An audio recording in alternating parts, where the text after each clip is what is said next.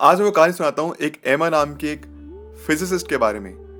तो वो अपने लेट 40s में एंड उसने अपने लाइफ के पिछले 20 साल या 30 साल सिर्फ फिजिक्स को डेडिकेट किया, साइंस को डेडिकेट किए। और वो हमेशा से कुछ ब्रेक थ्रू चाहती थी, क्योंकि बचपन में अपनी दादी नानी से कहानियां सुना करती थी कि तुम्हारा जो मन करे तुम लाइफ में वो करो। तुमको पेंटर बनना है तुम पेंटर बनो, तुमको एक्टर बनना तुम एक्टर बनो, तुमको साइंटिस्ट बनना तुम साइंटिस्ट बनो, तुमको जो मन करना है वो करो।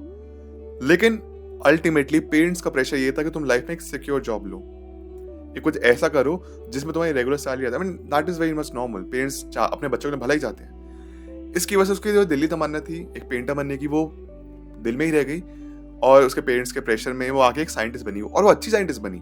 तो खुश थी अपने प्रोफेशन के साथ, लेकिन वो कभी कभी सोचती थी कि अगर मैं एक्चुअली पेंटर होती तो कैसा होता। और वो उसको क्वांटम फिजिक्स में बहुत इंटरेस्ट था, फिजिसिस्ट भी थी। तो उसने अपने लाइफ के 20 साल डेडिकेट किए कुछ इस तरीके से एक वार्म होल बनाने के लिए, जिसके थ्रू वो इस यूनिवर्स से दूसरे यूनिवर्स में जा सकते हैं।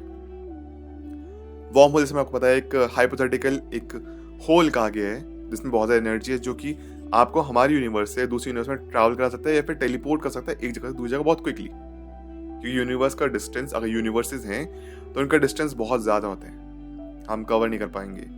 Millions and billions and trillions of light years का डिस्टेंस होता है। तो मैनी वर्ल्ड इंटरप्रिटेशन थ्योरी जो है tossed by this term was tossed by Hugh Everett 3 in 1957। वो मैनी वर्ल्ड इंटरप्रिटेशन ये कहता है कि एक यूनिवर्स में अगर आपने हाँ बोले तो दूसरे यूनिवर्स में आपने ना बोला होगा, ना बोले उसके साथ आप एक नई कहानी शुरू होती है। एक यूनिवर्स में अगर आपने सोचा कि आज मैं ऑफिस गाड़ी से जाता हूँ तो आप हो सकता है टाइम पे पहुंच गए। एक यूनिवर्स में आपने सोचा मैं गाड़ी से नहीं जाता, हो सकता है उस दिन आप लेट हो जाओ, आपको काम से निकाल दिया जाए और उसकी वजह से अगर आप अपनी कंपनी स्टार्ट करो और एक आप सक्सेसफुल इंसान बनो।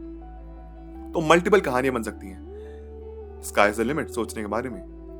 तो मैनी वर्ल्ड इंटरप्रिटेशन की थ्योरीज के बाद दिमाग में थी, तो एमा बहुत सालों की मेहनत के बाद अपनी टीम के साथ मिलकर एक वार्म होल, एक मशीन बनाती है जो कि वार्म होल क्रिएट कर सकते हैं। और फाइनली वार्म होल बहुत सक्सेसफुल भी होते हैं और एमा दूसरे यूनिवर्स का दरवाजा खोलती है। अगर हम अर्थ 1 पे रहते हैं तो अर्थ 2 का दरवाजा खोल लेती है। वहां पे उसको मिलती है एमा 2, जो कि एक्चुअली एक पेंटर है जो बनना चाहती थी। एमा 1 और एमा 2 को अपनी कहानी बताती है, देखती है जो उनका यूनिवर्स है ऑलमोस्ट सेम है, लेकिन जिन लोगों को वो जानती है उनकी कहानी थोड़ी डिफरेंट है उनसे। मतलब जैसे अगर एमा 1 की अगर जैसे वो जो फिजिक्स है उसके पेरेंट्स यहाँ पे अगर खुद साइंटिस्ट थे, तो एमा 2 के पेरेंट्स भी यहाँ पे पेंटर थे। तो प्रोफेशन का एक इन्फ्लुएंस रहा। सिमिलरली काफी जो उसके लोग जान पहचान में कुछ सेम प्रोफेशन फॉलो कर रहे हैं, काफी कुछ अलग प्रोफेशन फॉलो कर रहे हैं। बाकी हिस्ट्री अलग है, वहां पे शायद वर्ल्ड वॉर 1 वर्ल्ड वॉर 2 हुई नहीं, वहां पे शायद 9/11 नहीं हुआ, वहां की कहानी अलग है। इसके थ्रू एमा 1 जो है मल्टीपल वार्म होल्स बनाती है, अलग अलग यूनिवर्स जाके मिलती है। और फिर वो एक और एमा से मिलती है, मे बी एमा 3 एमा 4, जो कि वो भी साइंटिस्ट है, वो भी फिजिसिस्ट है, एंड वो दोनों साथ मिलके वार्म होल्स के ऊपर या फिर मल्टीवर्स को एक साथ कनेक्ट कर पाते हैं, जोड़ पाते हैं, जिसकी वजह से ट्रेडिंग स्टार्ट हो गई यूनिवर्सेस में। यूनिवर्स ने एक्सेप्ट करना शुरू कर दिया है कि यूनिवर्स 1 यूनिवर्स 2 यूनिवर्स 3 ऐसे एग्जिस्ट करते हैं, और जो चीज़ों की कमी हमारे में हम हमारी हेल्प करेंगे, और जिस चीज़ की कमी उनके यूनिवर्स में हम उनकी हेल्प करेंगे। और इस तरीके से अब यूनिवर्स जो है, जो पहले एक टाइम पे लिमिटेड हुआ करता वर्ल्ड का, अब हमें यहाँ पे यूनिवर्सेस की पढ़ाई करनी पड़ रही है। वर्ल्ड 1 वर्ल्ड 2 या फिर वर्ल्ड 1 यूनिवर्स 1 यूनिवर्स 2 ऐसे ऐसे करके मल्टीपल चीजें खुल गई हैं, जिसकी वजह से अपने फायदे भी नुकसान भी। नुकसान खतरा है, डेंजर है। हो सकता है कि वो हमसे ज्यादा एडवांस हो, वो हमारे अर्थ पे कब्जा करना चाहे, हमारे यूनिवर्स पे कब्जा करना चाहे, या फिर हो सकता है वो जैसे वायरस फैलाते, बायोलॉजिकल वॉर हो सकती है, वेपन्स के पास ज्यादा पावरफुल हो, कुछ बीमारियां आ जाए क्योंकि एट द एंड हम नेचर के अगेंस्ट जा रहे हैं। लेकिन अपने आप में फायदे भी काफी कुछ है, जैसे ट्रेडिंग हो गई, जिस मे बी हमको गोल्ड और सिल्वर की कमी हमारे अर्थ पे, वहाँ पे बहुत ज्यादा, वहाँ पे बहुत कॉमन है गोल्ड और सिल्वर, बहुत ज्यादा एम्पल अमाउंट ऑफ में है, सड़क पर पड़ा रहता है, वहाँ पे वैल्यू नहीं है। वो चीज़ क्या हो गया, उसका हो सकता है कि वो आईटी सेक्टर में हमसे बहुत ज़्यादा एडवांस हो तो मेडिकल सेक्टर में बहुत ज़्यादा एडवांस हो हमसे, उन्होंने कैंसर के इलाज ढूंढ लिया है, वहाँ पे जो लॉन्जिविटी है लोगों की लाइफ की वो ज़्यादा लंबी है हमारे अर्थ के कंपैरिजन में। तो चीज़ें ट्रेड हो रही हैं, और अब यूनिवर्स के बीच में कॉम्पिटिशन से पहले इंटरसिटी या फिर इंटरसिटी कॉम्पिटिशन्स होते हैं, या फिर इंटर कंट्रीज कॉम्पिटिशन कंट्रीज के बीच में होते हैं। यहाँ पे वर्ल्ड 1 वर्ल्ड 2 के बीच में, जैसे क्रिकेट मैच हो गया, वर्ल्ड कप जो होता है, यहाँ पे जितने भी फॉर एग्जाम्पल अगर 10 कंट्रीज वर्ल्ड कप खेल रही हैं, तो 10 कंट्रीज में से जो टॉप, या फिर 11 कंट्रीज क्रिकेट खेल रही हैं, जो 11 टॉप 11 प्लेयर्स होंगे उनको चूज किया जाएगा, वर्सेज दूसरे यूनिवर्स की जो 11 प्लेयर्स हैं जो कि अलग अलग कंट्रीज से आए होंगे, उनका होगा। तो अब यहाँ पे इंटर वर्ल्ड कंपटीशन होने लग गया है, ऐसा कुछ। तो चलिए, ये तो एक फिजिकल कहानी, एक हाइपोथेटिकल कहानी में बता दी, बट अगर फिजिकल वर्ल्ड में, रियल वर्ल्ड में ऐसा होगा तो क्या होगा? फर्स्ट ऑफ ऑल बहुत ज़्यादा केओस हो जाएगा, बहुत ज़्यादा, कि एक और यूनिवर्स एग्जिस्ट करता है ये कंफर्म हो जाएगा। सबसे पहली चीज़ ये। अब जितने भी वर्ल्ड लीडर्स होंगे वो यहाँ पे डिस्कशन शुरू करेंगे कि क्या करने हैं, क्योंकि भरोसा नहीं कर सकते ना कि दूसरे यूनिवर्स कैसा है। एलियंस हमारे तो एलियन है ना, दूसरे यूनिवर्स के हैं।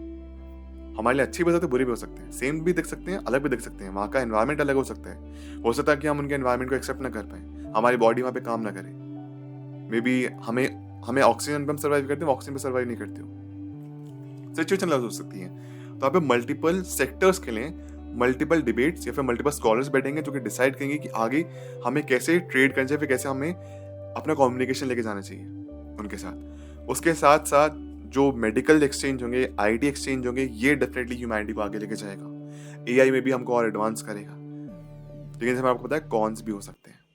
हो सकता है कि वो स्टार्टिंग हमें ऐसा शो करना चाहिए कि they are very nice, but at the end उनके खुद के अपने कुछ ख्वाब हो जो कि इविल थॉट्स भी हो सकते हैं हमें लेके, कि बाकी यूनिवर्सिटी को भी हम खत्म कर चुके हैं, अर्थ 2 की बात करूं मैं, अब अर्थ 1 को भी खत्म कर देते हैं। This could be one of those things.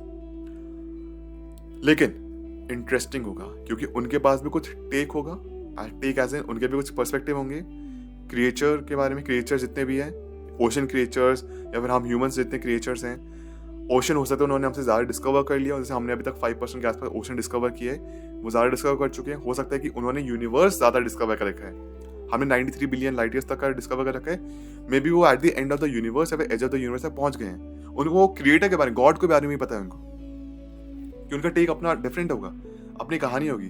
और हो सकता है वो और भी मल्टीवर्स के रास्ते जानते हो, मतलब हम हो सकते हैं उनसे एडवांस ना हो, हम उनसे पीछे हैं, लेकिन वो ऑलरेडी हमसे बहुत ज़्यादा आगे हैं। हम उनकी नॉलेज के थ्रू हम बहुत आगे बढ़ सकते हैं। यहाँ पे जैसे अभी स्टूडेंट एक्सचेंज प्रोग्राम होता है ना बिटवीन कंट्रीज, यहाँ पे स्टूडेंट एक्सचेंज प्रोग्राम होगा बिटवीन यूनिवर्सेस, इस यूनिवर्स से दूसरे यूनिवर्स में।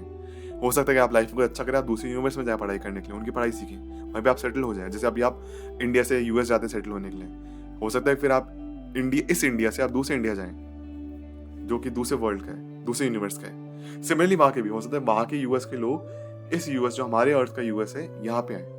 ऐसी चीजें होंगी, एडवांसमेंट होंगी, डेफिनेटली बहुत सारे सीक्रेट्स पता चलेंगे, या फिर कुड बी पॉसिबल जो एक्जैक्टली हमारी यूनिवर्स सेम उनका भी यूनिवर्स है, कुछ भी चेंजेस नहीं है। क्योंकि यूनिवर्सेस अगर इन्फिनाइट हैं तो इन्फिनाइट पॉसिबिलिटीज भी हैं। बहुत सारे ऐसे यूनिवर्स होंगे जो बिल्कुल सेम स्टोरी है, बिल्कुल एग्जैक्ट सेम, कुछ 19-20 का भी फर्क नहीं है, लेकिन कुछ ऐसे भी यूनिवर्स होंगे जहाँ पे मल्टीपल ह्यूज डिफरेंसेस होंगे, अलग अलग कहानी होंगी, अलग अलग हिस्ट्री होगी। Maybe what could we have done better to make our past, या फिर अपनी हिस्ट्री हम बेटर कर पाते, ये हमको उनसे जानने के लिए मिलेगा। और से कॉन्सिक्वेंसेज क्या है, अगर हमारे यूनिवर्स में वर्ल्ड वॉर 1, वर्ल्ड वॉर 2 नहीं होती तो क्या होता, वो हमको उस यूनिवर्स के थ्रू पता चलेगा।